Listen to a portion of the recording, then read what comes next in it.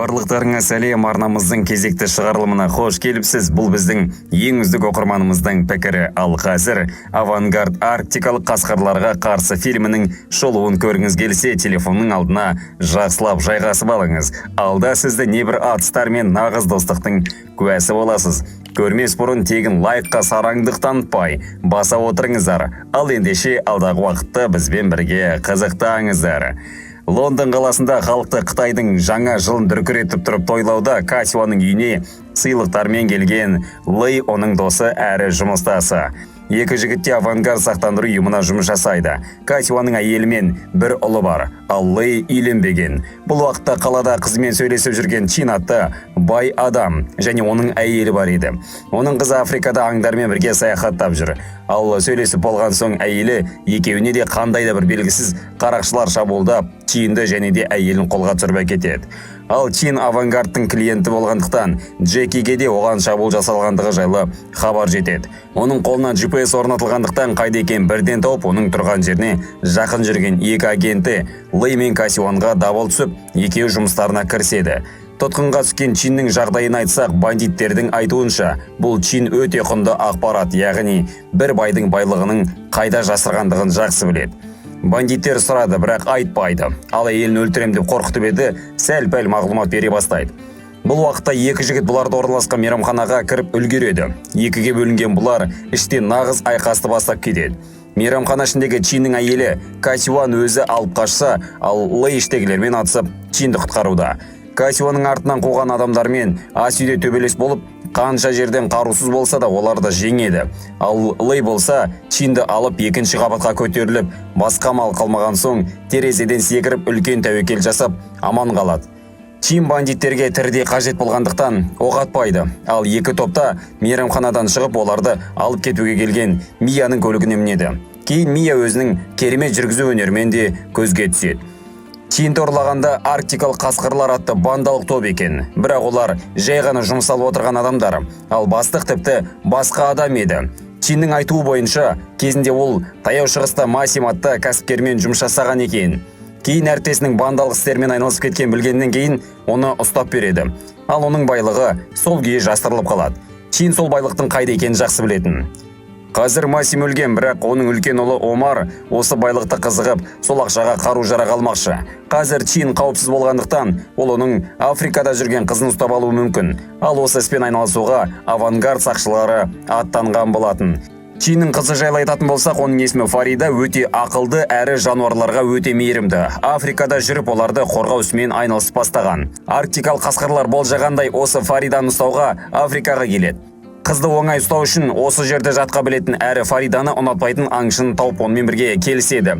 Авангард сақшылары Африкаға келіп, Фариданы бандиттерден бұрын тауып алады. Арыстанмен бірге смела жатқан қызды көріп таңғалған бұлар, қызбен сөйлесем дегенше мұнда бандиттер де жетіп келеді. Ал енді атыс төбелес басталды. Лэй қызды алып өзінің көлігімен бірге отырады. Ал қалған авангард адамдары көліктеріне отырып қашады. Фаридалардың артынан қуу барысында Фариданың көлігі суға түсіп, оның машинасы суда жүзу режиміне ауысып, бандиттерден құтылып кетеді. Айтпақшы, Лэй жаңаға төбелес кезінде өзіне ұйықтататын оқ тигізіп алған болатын. Бір қызығы, оны Фарида өзіне байқамай атып қойды. Авангард адамдарының ішінен бір-екеуі жараланған, сондықтан олар ауруханаға кетсе, Джеки мен Мия орманшымен Фарида мен Лэйді табуға барады. Ал бұл екеуі орман ішіндегі талда орналасқан Фариданың яшығына келіп, сол жерде түнейді. Ал таңертең қыздан бұрын оянған Лэй бұл жердің табиғатына тамсанып, рахаттанып алады. Ал орманшы мен аңшылар гиеналарын ертіп бұларды ұстауға келе жатыр. Аңшылар келгенде Джекилер де осында жетіп төбедегі екеуі қашуға дайындалып отырған еді. Джеки мен Мия қаруларын пайдаланып төртеуі Фариданың көлігіне отырып қайта өзенге секіріп, артындағылардан құтылдық па дегенде бұл бандиттерге ми кіре бастаған екен. Жүзетін көліктегілердің алдыларынан қайықтармен күтіп алады. Енді әрқайсысы өз қайығында төбелесіп жарты адам суға құлайды. Фариданы алып кетуге келген бандиттердің басшысымен төбелескен Лэй одан құтылып ұйқыға кетеді, екеуі қолға түседі. Мия болса суға құлайды. Қауіпті болмағанмен олар өзенмен жүріп өтіп сарқырамаға жеткен екен. Соңғы сәтте Джеки моторлы қайықпен Мияны құтқарып, екеуі тас үстіне секіріп аман қалады. Омар қолына түскен Фарида мен Лэйді Чин мырзаға айырбастамақ. Сол үшін өзінің сарайына шақырады. Авангард жаңа операцияға дайындалуда. Бұл жолы Касиуан да барады. Жоспарлар бойынша сарайға әскерлерін кіргізу үшін онда аспаз болып жасайтын адаммен келісіп кіріп, ондағы Лей мен Фариданы құтқару болатын. Омардың сарайына өз адамдарын жасырын түрде кіргізіп, Джеки мен Чин алмастыру бойынша Омарға барады. Фариданы Омардың алдына, ал Лейді үстіне бомба кигізіп шатырға қояды. Негізінен бандиттер Лейге өз адамдары болуға ұсыныс тастаған, бірақ ол мүлдем келіспейді. Келісімге келгенде Омар Чиннан алтын орнын сұрағанда Чиннің жауабы оны табуға бастап баралатындығын айтады. Ал Омар мырза өз сөзінде тұрмады. Джекиға бомбаға байланып тұрған Лейді көрсетіп, 3 минуттық жарылысты бастайды. Кейін Фариданы да өлтіруге бұйрық береді. Бірақ Джеки артындағы талда жасырынып тұрған снайперге саусағымен бұйрық беріп, Фариданы өлімнен құтқарады. Кейін Омардың өзін көздеп, жандағылардың қаруын тастатқызады. Омар болса алдындағы адамның артына тығылып, өзі қашып кетеді. Мұнда жалғыз келген Джеки олармен атысып бастайды. Сарай ішіндегі Мия да өзінің атыс өнерімен көбісін жайратып тастайды. Бұл уақытта бомбаға байланған Лейдің жанына Касиуан мен жауынгер келіп, оның бомбасын шешуге тырысуда. Бомбаны мұздатып уақытын тоқтатады, ал минаны арнайы құралдар арқылы бастырып, кейін жарылыспен бірге бұл жерден секіріп қашады. Жоспар бойынша сарайдан қашу үшін Омардың оқ өткізбейтін автокөліктеріне мінетін. Осы себепті авангардпен келіскен сарай қызметшісі Омарға көмек керек деп жау сарбаздарын алдандырып, көліктер тұрған аумақты босатып, өздері мініп Джекиларды жолай алып кетуге жүреді. Қала көшелерінде кездескен Джеки адамдары бірігіп көлікке қарай бет алуда. Бірақ алдыларынан шыққан жау әскер олардың жолын бөгеп оқ жаудыруда. Ендігі көлік жанына жеткен Касиуанға оқ тиіп, одан алды РПГ атылып, ол қираған үй астында қалып қояды. Лей Джекидан Касиуанды шығаруға уақыт сұрайды. Кейін оны шығарып алып, көлікке орналастырады. Бірақ жан-жақтан оқ атылып, олардың қашуын тоқтатқан соң, Чин өзін Омарға беріліп, олардың жолын аштырады. Ал қашып бара жатқан кезде өлген Касиуанды тірілтуге тырысқан Лейдің әрекетінен түк шықпайды. Ал бұлар қала ішіндегі шатырлардан секіріп, әрең қаладан шығады. Сөйтсе, осы секірістің арқасында Касиуан есін жияды. Чин Омардың қолына түсіп, олардың алтындарының Дубайда екендігін айтып береді. Ендігі сапар Дубайда. Авангард адамдары Дубай полицейлерінің басшысымен кездесіп, осында Омардың келгендігін хабарлайды. Ал полицейлер қарақшыларды өздері ұстайтындығын, ал авангардтықтар жайлы жай ғана бақылаушы болғандығын айтады.